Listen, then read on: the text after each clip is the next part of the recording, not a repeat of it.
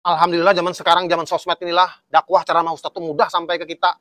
Yang melalui video YouTube, Facebook, IG, TikTok. Jadi wah ini kita banyak tambah ilmu tentang halal haram, hukum-hukum fikih, sholat, puasa, zakat, haji, tentang riba, tentang sedekah dan berbagi.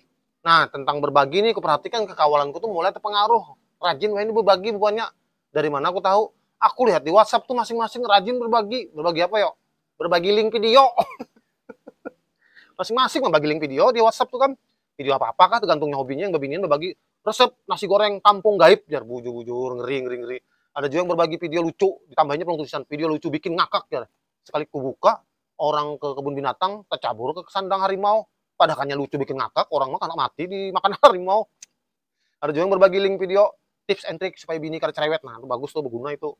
Masih untung yang dibaginya link video kada memenuhi memori HP. Ada juga yang membagi videonya langsung sebijian.